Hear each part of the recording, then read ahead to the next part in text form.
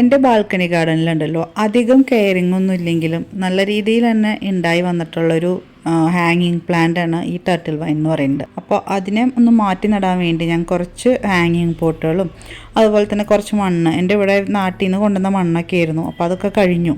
അപ്പോൾ അതുകൊണ്ട് ഞാൻ ആമസോണിൽ നിന്നാണ് ഇത് രണ്ടും ഓർഡർ ചെയ്തിരിക്കുന്നത്. പനങ്കുല പോലെയുള്ള മുടി എന്ന് പറയുന്ന പോലെ പനങ്കുല പോലെ എൻ്റെ ഹാങ്ങിങ് പ്ലാന്റ് ഇങ്ങനെ താഴോട്ട് വരുന്നുണ്ട്.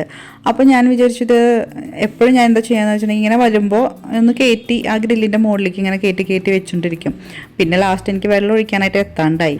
പിന്നെ അതുപോലെ താഴെ നിൽക്കുന്ന ചെടികളിലേക്കൊക്കെ ഇത് പടർന്ന് കയറുന്നുണ്ട്.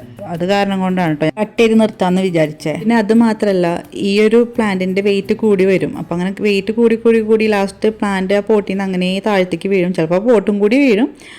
പിന്നെ എൻ്റെ ശ്രദ്ധ ഇല്ലാത്ത സമയത്താണെങ്കിൽ താഴെ വീണ് കിടന്ന അവിടെയൊക്കെ ക്ലീൻ ചെയ്യുന്ന ഒരു സ്ത്രീ ഉണ്ട്, അത് അങ്ങനെ എടുത്തത് കളയും. അപ്പോൾ അത് കാരണം കൊണ്ട് ഞാൻ ഇപ്പം തന്നെ അതൊന്ന് വെട്ടി ഒതുക്കി വെക്കാം എന്ന് വിചാരിച്ചു. നമുക്ക് നാട്ടിലൊക്കെ വെച്ചാൽ ഞാൻ ഇങ്ങനെ പടർന്ന് പോട്ടെ എന്ന് വിചാരിച്ചാണ് കേട്ടോ. ഇവിടെ ആയ കാരണം നമുക്ക് ഫ്ലാറ്റിലൊക്കെ ആകുമ്പോൾ അത് പടർന്ന് പോണതിനൊരു പരിധിയുണ്ട്. താഴെ വീണ് കഴിഞ്ഞാൽ പിന്നെ അവിടെയും ആകെ ഇതായിട്ട് കിടക്കുമല്ലോ.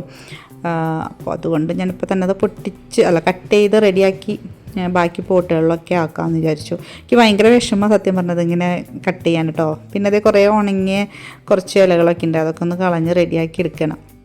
ഇത് നല്ല ഭംഗിയൊക്കെ കാണുമ്പോൾ തന്നെ ഉണ്ടല്ലോ ആകെ ഒരു പച്ചപ്പൊക്കെ അല്ലേ. അപ്പോൾ എൻ്റെ ബാൽക്കണിയിൽ നോക്കുമ്പോൾ കൂടുതലും ഈ പച്ചപ്പിൻ്റെ ഉറവിടം വരുന്നത് ഈ ഒരു ടർട്ടിൽ വൈൻ കാരണമാണ് കേട്ടോ. അപ്പോൾ അത് കാണുമ്പോൾ ഒരു സന്തോഷമാണ്. എനിക്ക് പൊതുവേ ഇലച്ചെടികളോട് ഭയങ്കര ഇഷ്ടമാണ്. പിന്നെ ഈ സൂര്യപ്രകാശം ഇല്ലാത്ത കാരണം കൊണ്ട് ഇപ്പോൾ കൂടുതൽ ഇഷ്ടം ഇലച്ചെടികളാണ്. കാരണം പൂക്കളുള്ള ചെടികൾ വെക്കണമെങ്കിൽ അതുപോലെ സൺലൈറ്റ് വേണമല്ലോ. ഞാനപ്പോൾ ഇതൊക്കെ ഓരോരോ പോട്ടുകളിലാക്കി മണ്ണൊക്കെ നിറച്ച്, അത് മാത്രമല്ലാണ്ട് വേറെ കുറച്ച് പ്ലാന്റുകളും എനിക്ക് വെക്കാനുണ്ടായിരുന്നു.